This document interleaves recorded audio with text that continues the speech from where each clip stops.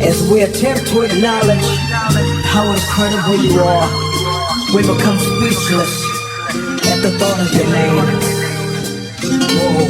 Coucou tout le monde, j'espère que vous allez bien. Aujourd'hui, on se retrouve dans cette nouvelle vidéo et comme vous l'aurez vu dans le titre, j'avais à cœur de vous donner 10 points pour augmenter sa confiance en soi, son estime de soi, apprendre à se valoriser et à se sentir mieux tout simplement dans sa vie. Donc comme j'ai l'habitude de vous dire, tout ce que je vais dire, ce sont des choses qui m'ont parlé à moi, des choses que j'ai appliquées ou que je suis encore en train d'appliquer ou que moi-même je dois encore appliquer. Donc j'espère que comme ça a pu parler à moi, ça vous parlera à vous aussi. Donc sans plus tarder, nous allons commencer avec le premier point, qui est donc l'importance de prendre du temps pour soi. C'est quelque chose que on a l'habitude d'entendre, mais finalement on le fait pas vraiment. Genre avec toutes les occupations de la vie, que ça soit le travail, les cours, ou sortir avec ses amis, voir sa famille. En fait, on fait tellement de choses continuellement que on prend pas forcément tout le temps le temps de souffler. Parfois, c'est bien aussi de faire le vide autour de nous. Et juste de se retrouver nous-mêmes, avec notre personne, avec nos inquiétudes, avec nos peurs, avec nos joies. Et prendre le temps aussi de réfléchir à ce qu'on est, à ce qu'on fait. En fait, genre vraiment prendre ce temps. Et ouf, mon fossile se décolle. Ouh là là, c'est trop ghetto, pardon. Attendez, je vais le recoller. Me revoilà. Donc, je reprends. Je disais, il faut savoir dégager du temps pour soi et sans culpabiliser. Parce que moi, je sais que je suis quelqu'un qui, entre guillemets, aide beaucoup les gens. Et donc, c'est quelque chose avec lequel j'ai un peu de mal. J'en avais parlé dans la précédente vidéo. Si vous ne l'avez pas vu, c'est le moment en fait. Non. Pas maintenant, du coup après que vous avez fini de regarder, c'est là. Bon bref, parce que comme vous donnez du temps aux autres, vous devez vous donner du temps aussi à vous-même, parce que vous aussi vous êtes une personne avec équilibre évidemment. Le but c'est pas de s'isoler dans un coin tous les jours et de ghoster tous les gens qui vous appellent ou qui ont besoin de vous.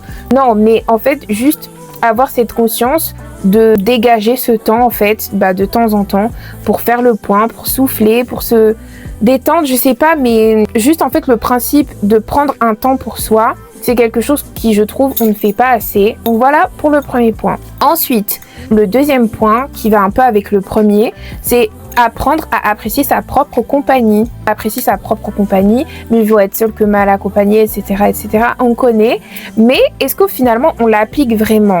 Moi, figurez-vous que j'ai commencé à appliquer ça vraiment que cette année. Genre le fait de me dire que quand je suis toute seule, il faut que je puisse faire des choses que j'apprécie. Enfin, je recommence. En gros, par exemple, il y a certaines activités que vous aimez faire avec vos amis, avec votre famille, enfin, être accompagné en fait. Et sauf que du coup, parfois, on va se restreindre de faire certaines choses, telle ou telle chose, justement parce qu'il n'y a personne de forcément disponible pour le faire avec nous. Sauf que moi, j'aimerais vous dire qu'on n'a pas besoin d'attendre d'être avec quelqu'un pour se faire plaisir.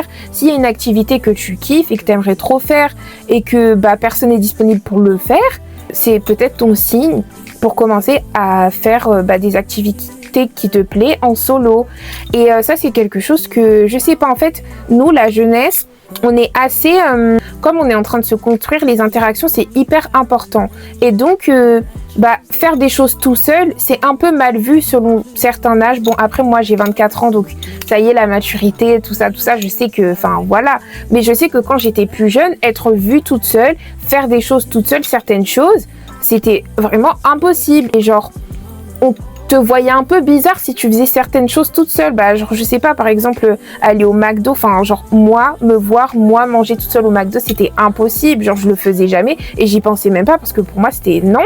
Ou genre, même juste le fait de traîner dans la cour, toute seule et tout, je me suis dit, on va me voir comme une miskine. Et en fait, c'est un truc qui est grave propre à la jeunesse. En grandissant, je me suis rendu compte que, déjà, il faut que j'apprenne à apprécier ma propre compagnie parce que si je suis sans cesse avec les gens, c'est comme si je n'existais, je ne faisais que des choses que j'aime, avec les gens.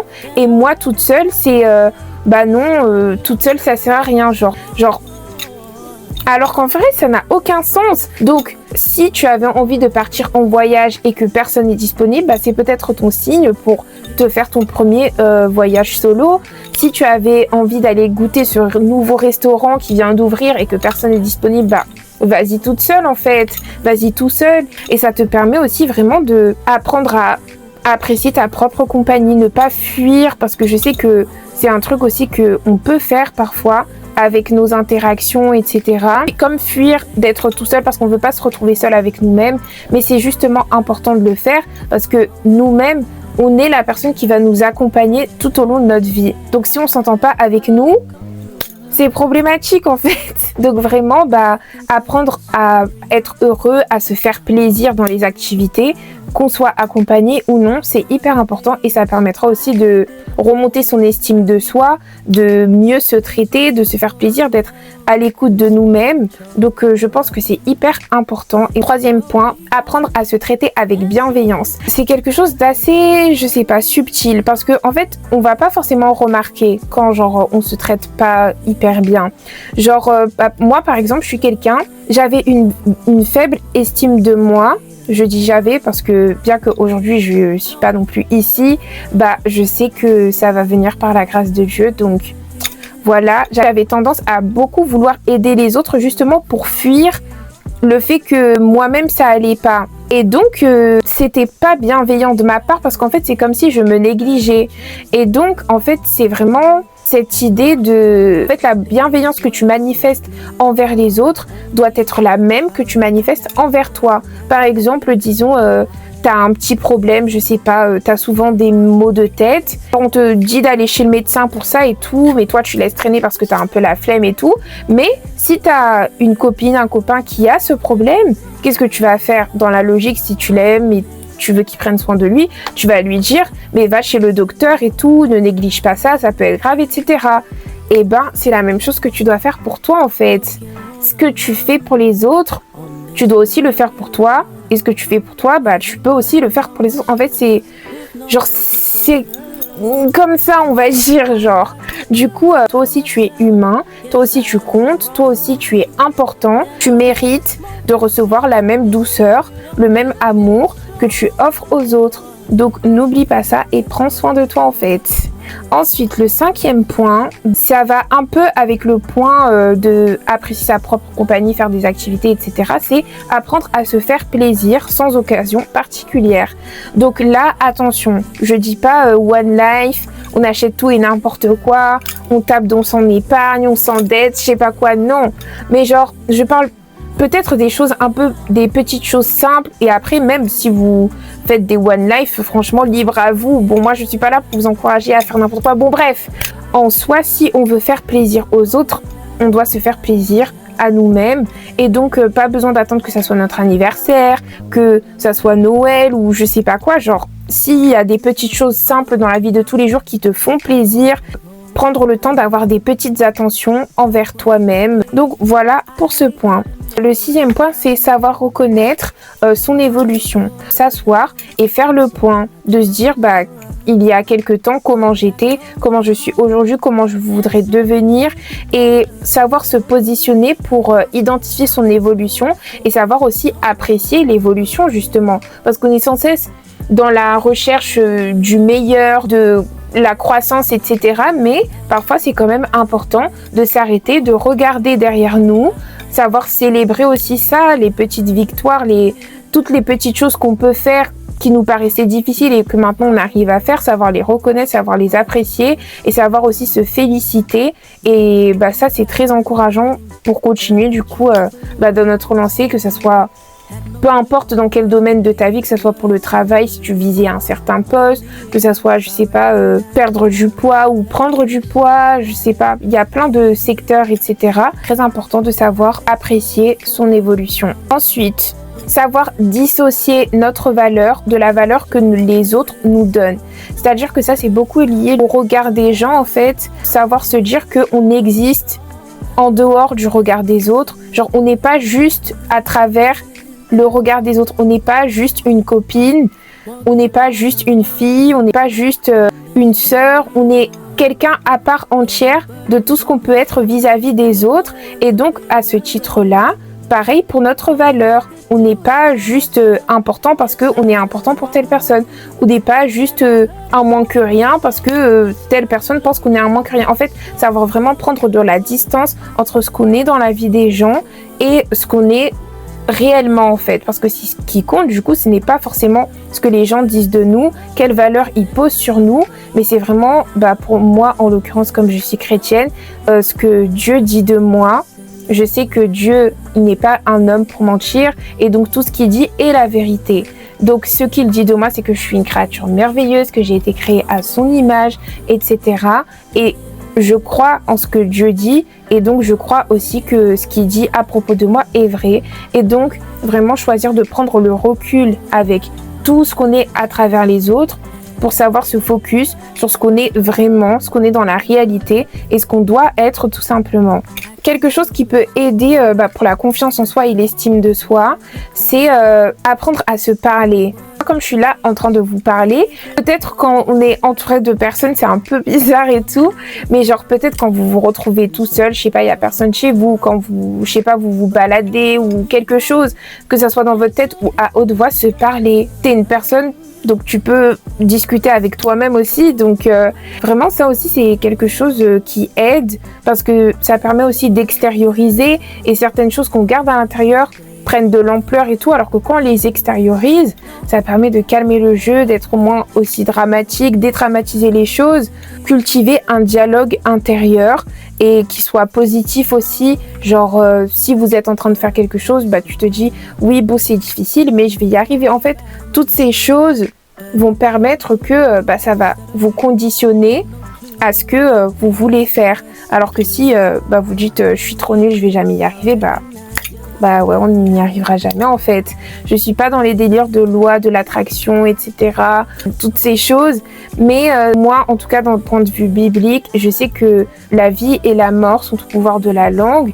Et donc, on peut bénir, on peut maudire avec notre bouche, avec notre langue. Donc, on doit vraiment faire attention à ce qu'on dit, non seulement sur les autres, mais à ce qu'on dit et ce qu'on proclame sur nous aussi. Donc, vraiment, apprendre à parler, mais parler pour se bénir, pour s'encourager et pas se condamner, se maudire et dire des choses négatives parce que ça ne va pas nous aider à avancer. Ensuite, savoir faire le point sur ses qualités. Genre, qu'est-ce qui te rend unique? Quels sont tes dons? Quels sont tes talents? Quelles sont tes qualités en fait? Qu'est-ce que les gens chez toi, par exemple, apprécient? Donc, faire le point, faire la liste de tout ça et ça permet aussi de se rappeler que oui, tu es unique. Ce que tu fais, personne ne peut le faire de la même façon que toi parce que tu es toi et tu apportes une particularité dans ce que tu fais à travers le fait que tu sois toi-même. Donc, combien même tu peux faire la même chose que quelqu'un d'autre, ça sera jamais pareil puisque vous n'êtes pas la même personne. Et donc, apprendre à accepter ça, ça permet aussi de prendre confiance en soi, de se valoriser et plus apprécier aussi ce qu'on fait et ce qu'on est capable de faire. Enfin, le dernier point, c'est l'importance de faire une introspection de soi-même. Ça va un peu avec le point qui disait de saluer son évolution.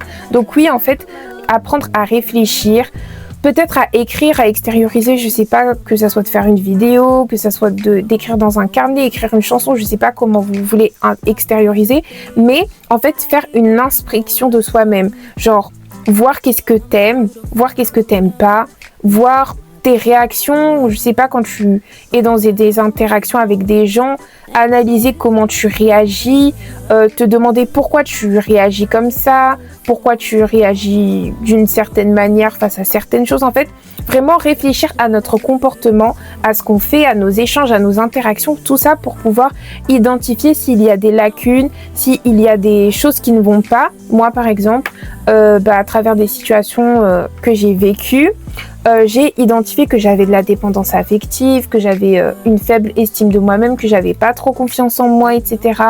Et donc en fait ça c'est vraiment important et ça va plutôt se manifester genre dans des épisodes assez entre guillemets dramatiques, je sais pas, genre pas forcément des conflits mais peut-être des disputes ou juste des ruptures ou enfin je sais pas, des circonstances particulières où vous allez réagir d'une certaine manière.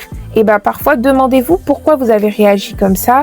Posez-vous les bonnes questions afin d'identifier si vous avez un problème intérieur et donc peut-être des blessures émotionnelles, des traumatismes, etc. qu'il faut guérir, qu'il faut soigner. Et c'est très important si on veut évoluer, d'apprendre à se remettre en question, à faire cette introspection pour pouvoir guérir tout simplement et grandir. Donc voilà, j'ai fini avec cette petite vidéo. C'était pas très long, mais je pense que c'était simple, que c'était efficace et que ça a parlé à beaucoup de personnes. Donc vraiment, je vous encourage à revoir tous ces points, à l'appliquer, et je pense que c'est quelque chose qui sera bénéfique pour n'importe qui, peu importe votre âge, que vous soyez très jeune, que vous ayez mon âge, que vous soyez plus âgé. Ce sont des conseils qui parlent, je pense, à tout le monde. Donc voilà, on se retrouve la semaine prochaine pour une nouvelle vidéo par la grâce de Dieu. Et en attendant, prenez soin de vous et soyez bénis. Bisous!